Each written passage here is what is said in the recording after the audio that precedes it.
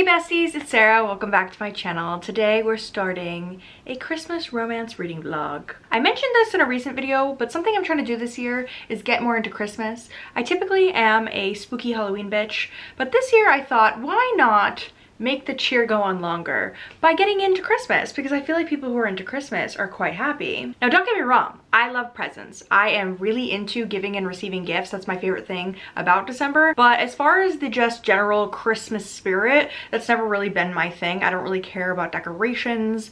I don't really care about Christmas trees, etc. So this year I am trying to just be more into the Christmas cheer.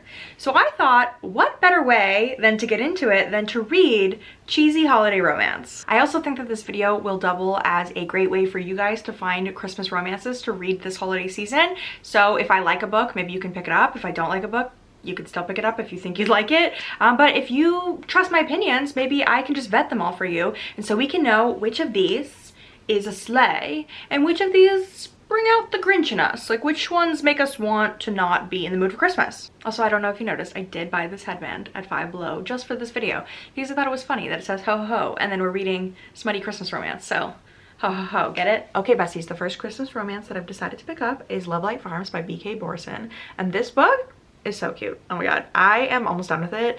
I meant to read only half of it yesterday, and then I got so engrossed by the audiobook that I stayed up till 3:30 a.m. and I kept going, and so I had to stop myself because I needed to go to sleep because I literally had to wake up for work today and stuff. But it is so cute. The premise of this book is so adorable. Our main character Stella owns a Christmas tree farm and she lives in a really small town, and she has this best friend Luca that she has been best friends with for over a decade.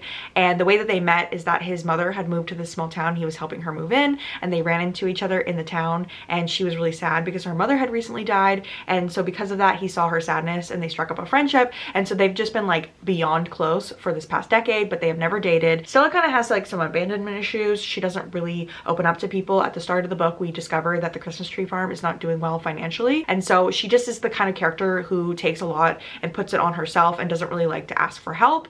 And so there are definitely some emotionally stunted issues that she's dealing with. We discover that she entered this contest that this social media influencer is having. This influencer basically like vlogs going to different destinations and helps uplift like small businesses. She goes to like B&Bs, she goes and tries restaurants, she does all these different things. And so she's having a contest, and so Stella applies and says that she owns this like really romantic Christmas tree farm with her boyfriend.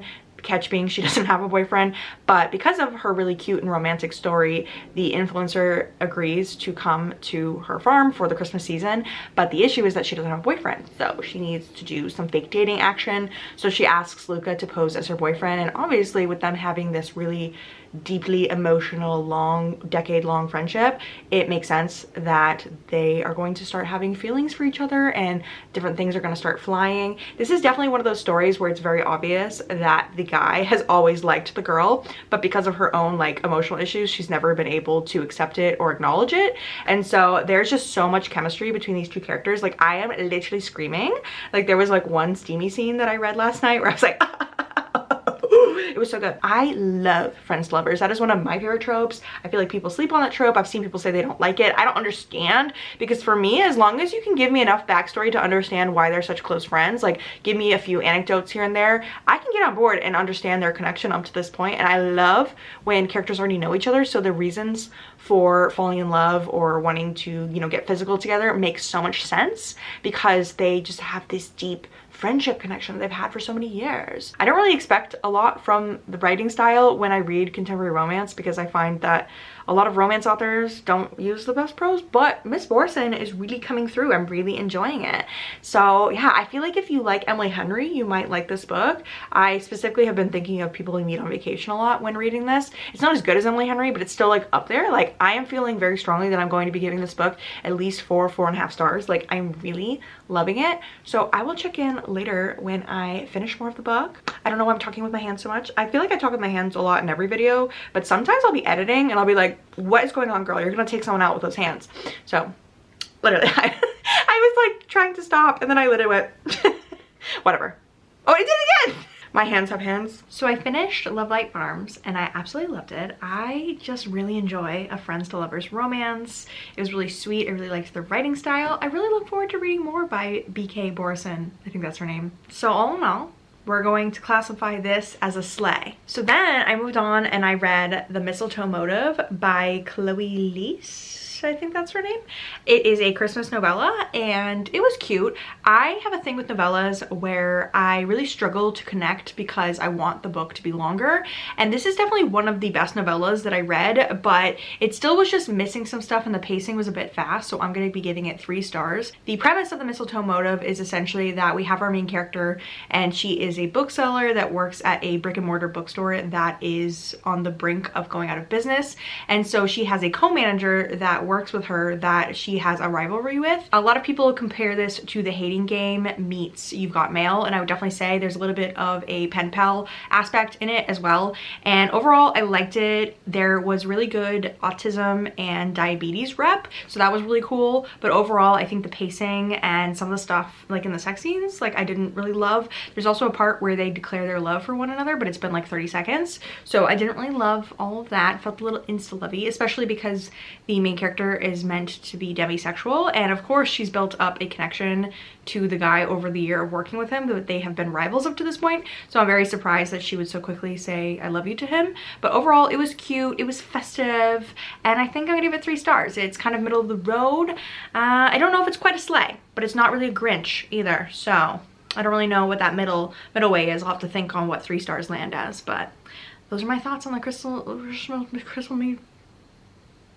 Oh my god, I don't know what just happened with my mouth and my brain. Okay, besties, I have so many reading updates for you. I have not been vlogging for many days, and so many things have happened. First of which, after I read The Mistletoe Motive, I moved on to reading The Christmas Wish. I bought a copy of it, so that might indicate how much I liked the book. I'm gonna be upfront, the way that I've been creating the TBR for this video has been very eclectic. The first book, Lovelight Farms, was one that I'd heard a lot of people talking about, and then I believe Mistletoe Motive was one I saw randomly in my Goodreads feed, and then I genuinely cannot recollect how I discovered this book. I think it might have been like I was on one Christmas book and then it was on like the side of the Goodreads thing in the sidebar, and then I kept clicking recommended, and then somehow I ended up with a bunch of Christmas books that I was reading, but I literally have never heard of most of them. So this is one that actually came out this year. It's very recent. So the premise of this book is that we have our main girl Gwen. She's a lawyer, and for the most part she's pretty successful in her life, except for the fact that she recently went through a breakup with her boyfriend of many years because she found out that he was cheating on her and he asked her to move out, and then after that she lost her cool at work and she's actually on leave at work right now, and she's really disappointed in herself and she doesn't really want to tell her family about it. So the start of this book, we have her driving with her cousin Manny, who she grew up with as a brother, to her parents' house because they have all these different Christmas traditions they do, and she's just not really in the mood for Christmas. She's typically a Christmas person, but with all the shitty stuff that's been happening lately, she's not feeling it. So the twist comes in when she goes through all the motions of Christmas Day and a bunch of stuff goes wrong, and then she goes to sleep that night feeling very ashamed about the way that the day went, and then she wakes up and Christmas Day has happened again. So this is sort of a take on Groundhog Day, and Gwen just keeps repeating Christmas multiple times, trying to figure out what it's trying to teach her, how this happened, like what are the mechanics of that got her to this spot, and along the way she reignites a long lost friendship that she had with the boy next door. I definitely would say that the romance components of this book are not as heavy as just the general life, family, emotional revolution of Gwen as a character. I just wanted to give that disclaimer because the romance really takes a back seat in this, and I don't want anyone to be disappointed if they went into this wanting a lot more between her and the guy next door,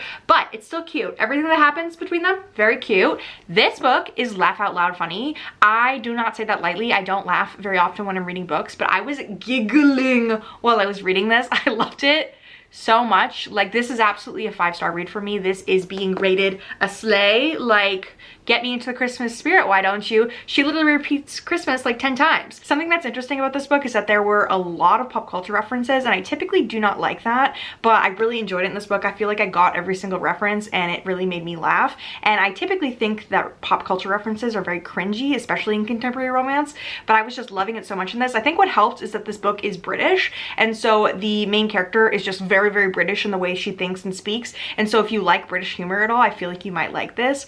But there were so many different situations she got herself into that made me laugh. And that leads us into our next book, which unfortunately I do not believe is as much of a success story, and that is The Plight Before Christmas by Kate Stewart. I hated it. I actually DNF'd it. I only read like half of it, and I could not go another step. If this book voted, it would be a Republican. So this book is about our main character, Whitney. She is, I believe, like 38, and she's single, working for like a marketing agency, and she just got passed over for a raise and a promotion, and she's very sad, and so now she's going to spend Christmas with her family, and they have a lot of very like strong Christmas traditions. So when she shows up for Christmas this year, she finds out that her brother has brought along a coworker because he didn't have anywhere to go for Christmas, and lo and behold, the coworker is actually her boyfriend from college, and they had a huge falling out when they were like 20, and it's been about 20 years, and so they are now going to have like a second chance romance.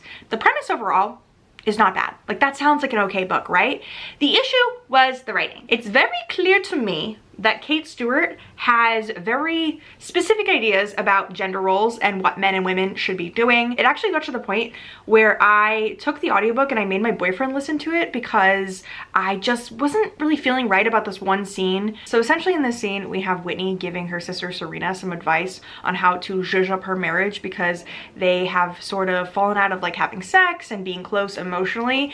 And so she asks Whitney what she should do. And I don't really know why she asks Whitney, because Whitney has literally never been married and she's single and she's like 38, but it's fine. So Whitney goes on to give her this advice about how she needs to surprise Thatch with a blowjob and get on her knees and like suck his cock like her life depends on it. These are pretty much exact words that she used. I am paraphrasing a little bit, but it does basically sound like this. And then she goes on to say that men are really stupid and simple, and you just have to make them feel like men in the bedroom, and that all the effort he puts into being a good father is a drain on his testosterone, and that she owes it to him because he goes out of his way to be like a good husband and father, so therefore he deserves the perks of getting blowjobs. I don't know. She goes on and she makes some comparisons to him being like a lion roaring in the bedroom, and then also calls him an ape. And I didn't even like the second chance romance aspects because we kept getting flashbacks of them in college, but their relationship at no point made any sense because it always sounded extremely physical.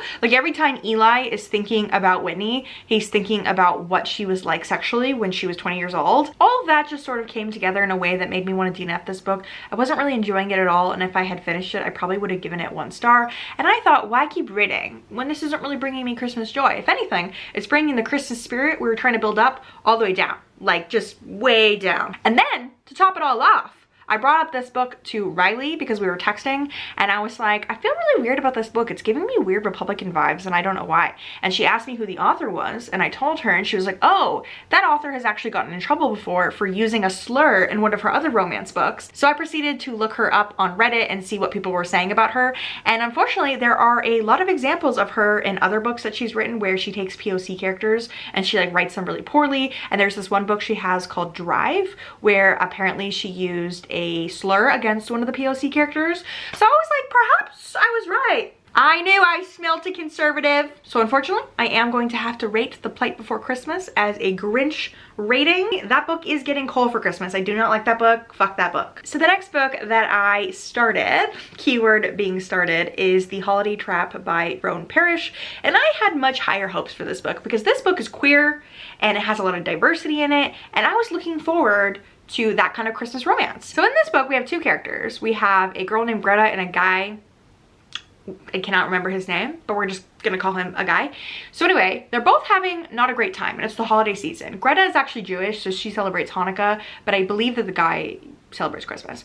But they are just going through some things. Like at the very beginning of the book, Greta's family does something pretty like homophobic to her because she's a lesbian, and some of them just like haven't really accepted that about her. And then the guy finds out that his boyfriend of a year has been cheating on her, so they just kind of want to get out of town, and they have a mutual friend who basically connects them so that they can switch places. So Greta goes to New Orleans for the holidays, and then the guy goes up to her house in Maine. And so there are different romances that are happening in the various places that they're staying. It's very much like the movie The Holiday.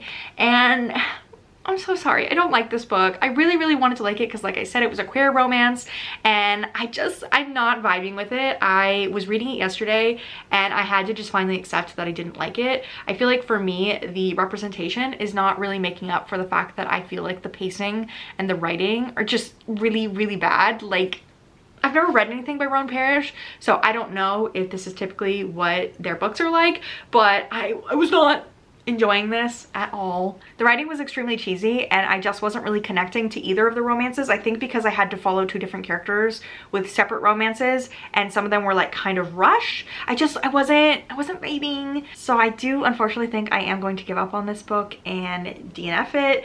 I don't know what I would rate this book. It didn't really like lift my Christmas spirit so much. Like, I don't know. We're just not gonna rate this one. So far we have had 2 wins, Lovelight Farms and The Christmas Wish. And then we have had some losses. I did not love Mistletoe Motive and I did not love The Holiday Trap. And I absolutely hated The Plight Before Christmas. So are we really getting to the Christmas spirit? I'm not sure. I'm not sure. I don't even know what's going on with my hair right now. I feel like I look like that poodle from Animal Crossing. Besties, I have horrible news. I am not getting into the Christmas spirit.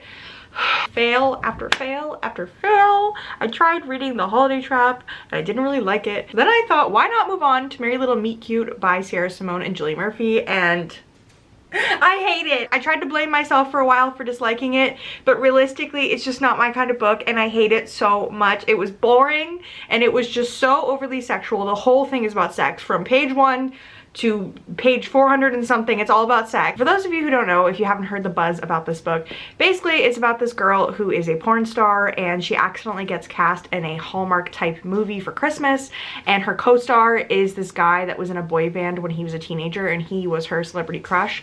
And the twist of the thing is that she is his favorite porn star, so together they're like on set and they're not supposed to have sex because they're like filming this Hallmark movie, and so there's a lot of tension, and she is a plus size main character, which is fun, good rep, whatever. But the book itself, the writing was bad. It was so bad and it was just so hyper-sexual. Whatever happened to a cute Christmas book? Like, smut is fine, but why does every page have to be about sex? Like, I understand that the main character is a porn star, but that doesn't mean that every waking moment should be about sex. Like, being a sex worker is great, but I don't know, maybe this is just not a book for me. I don't know, but I am falling into the camp of people who really don't like this book. So I'm DNFing again. And it breaks my heart that the last 3 books that I read can't even count towards the number of books that I read this year. Just like 3 failed attempts of reading. Oh my god. I almost hit 100 books this year, but now I can't even count them. There were multiple things that I didn't like about Merry Little Meet Cute. Number 1, like I said, I was bored. Number 2, I did not love how hypersexual it was. So like I was saying, the main guy, his whole thing is that she's his favorite porn star. So he's basically been subscribed to her like OnlyFans, they call it something different in the book, for 3 years. And so he's a huge fan of her. And so when they meet, they both already have this like preconceived like attraction. And what I didn't like about it is that they don't ever get to know each other. They just are like, yes, you, I have always lusted after you, therefore we should be together. And I guess if it was just meant to be a book about fucking, then that's cool. But because they kind of build this as a cutesy holiday romance, I'm just not feeling the vibes. I was not feeling the Christmas vibes. But if I have to hear about that male love interest jacking off one more time, I'm gonna lose my fucking mind. Because they can't have sex for a while because they're like not giving into it because of the whole Hallmark thing. We have to read about this man just jacking off in the shower every morning before he goes on set with the main character. And I'm just like, please, enough already. I do not want to be a part of this book any longer. And another thing is, I didn't love the mental health rep of the guy's mom. So his whole thing is that he needs to make money because he needs to support his family because his mom is bipolar. So his mom is just sort of like this distant character that you don't really ever see on page. I don't know if she shows up later in the book, but at this point in the book, she has not been on page, and he's constantly worrying about her and being like, oh, I have to take care of my mom because she's bipolar and blah, blah, blah. And while I know that mental health can leave some people not able to take care of themselves, I have multiple friends with bipolar who are very high functioning and fine. And I'm not saying that all people with bipolar are high functioning, but it just felt really weird. It felt like a weird plot point. And overall, the plot just didn't make any sense because this girl being a porn star and being on set, the whole thing is like, no one from this like Hallmark Hope channel can know that I'm a porn star and I have to hide it and I have to go by my real name and I can't tell anyone my porn name, blah, blah, blah. Girl, if people use the internet, they're gonna know who you are. They're gonna know who you are. I don't even know how they thought that this was a plot line that they could go down of like no one finding out that she's a porn star. If you put your naked self on the internet, eventually people are gonna know, which is fine. We love sex workers, that's fine. But like, the plot didn't make sense. It did not make sense, and I will not subject myself to it any further. I may just be at the end of my rope, but this is getting more than a Grinch from me. This is getting a Scrooge. I'm at the point where I'm starting to hate Christmas, and that's the opposite of what this video was intended for. Maybe if I hadn't just had so many failed attempts to read holiday romance, I would not be reacting to this book so strongly. But honestly, Mistletoe Motive is starting to look real good. The second book that I read where I was all like, oh, I'm gonna give it 3 stars, I don't love the pacing. You know what? That book actually was amazing when it comes to Christmas romance. I'm so sorry I ever looked down on you. I'm still gonna leave my rating at 3 stars because that's how I feel, and I can't comparatively raise it because these other books are bad. But that book was way better than these books. I just can't believe I've had 3 fails in a row. If you can see the pimple patches on my face and how dirty my hair is today, no you can't. Mind your business. Okay besties, I did not want to end this vlog on a negative note, but unfortunately, I just was having a mental breakdown last night. Like, I am on my period right now and I'm feeling very emotional, and I was just really stressed out by the fact that I had DNF'd 3 books in a row, and then I had 2 more books on my TBR that in my head that I wanted to read. And so I read, over the last few days, I read about like 25% of 'Tis the Season for Revenge, which is a book about a girl whose boyfriend breaks up with her, and so she gets back at him by trying to date his boss, so he'll take her to the Christmas party. It's a whole thing, and I've been hearing good things about it, and it's on Kindle Unlimited, so I physically read like 25% of it on my Kindle. Honestly, I would have preferred if there was an audiobook, but being able to read it on Kindle Unlimited is pretty good because I have accidentally been paying for Kindle Unlimited since probably November. And I never read ebooks, so I have a Kindle, but I don't use it very often. Anyway, I like that book fine so far. Like I said, I read about 25% of it, at least that's what my Kindle tells me. But unfortunately, because of just how I was feeling last night, I was like, I need to post this vlog. I need to be done with these Christmas romances. So I probably will continue this book, but just on my own time, and probably I won't vlog it. So if I do end up loving it, you'll probably hear about it in another video, but we're just gonna move on beyond this because I just didn't finish it. And then yesterday, to get the bad taste of Merry Little Meet Cute out of my mind, out of my mouth, I decided to start the audiobook for Kiss Her Once for Me by Alison Cochran. And I have to say, this is very cute. I've also probably listened to about 25% of this, so I got a quarter of the way through both of these books. But unfortunately, again, I was just not up to reading last night. Like, I was not feeling it, I was not vibing, so I listened to a few hours of the audiobook, and it is cute. It is a sapphic romance, and in it, our main character last year on Christmas had like a magical day with this mystery girl, and she ended up writing like a webcomic about it, and she's always just like held a torch for this girl that she spent one day with, but they never spoke again after that Christmas day. And now a year later, she has fallen into this fake marriage thing with this guy that owns the coffee shop that she works at. Essentially, he needs someone to marry him so that he can get his inheritance from his grandfather's will. And when she shows up at his family's house for Christmas, she discovers that the girl she had the magical day with a year ago is actually the guy's sister, and so she's fake dating him, but she's basically in love with this girl. And so it has the makings of being a good book. I was liking it. I feel like it had like the nice chill Christmas vibes that I was looking for. So I probably will also finish this off camera, read it separately. I need to be done with this vlog. I feel like trying to read 8 books in a vlog was a weird goal of mine. I don't know why I thought I would do that. I just thought, oh, all these Christmas books are going to be such a good vibe, and they weren't. And I ended up just losing my mind, losing my goddamn mind. Did I get in the Christmas spirit in this? No, I actually have an attitude now. I actually think I have fully transformed into the Grinch before his heart grows, the actual Scrooge before the ghosts visited him. I am not in the Christmas spirit. This video had the opposite effect that it was supposed to. So if you would be so kind, please leave recommendations for Christmas books down below. I don't know if I'll read them this year. I'm probably just gonna move on after I finish 'Tis the Season and Kiss Her Once for Me and just read some other random stuff until New Year's. But I don't know. I think this actually might be my last reading vlog before the new year. I have some stuff planned for the first couple weeks of January, and I was gonna do one more reading vlog, but I think I'm just kind of like burnt out on having my TBR be decided for me, like going forward. So I think I will like reconvene having formal TBRs and videos planned like the 1st of January. If you made it to the end of this video and you enjoyed my pain of not being able to find any Christmas books that I like, please leave a Christmas tree down below in your comments so that I know you made it here. And I hope you're having a great holiday season. And if you don't celebrate Christmas, I hope you're just having a good December. And thank you guys so much for watching. You're all beautiful. Have a nice day.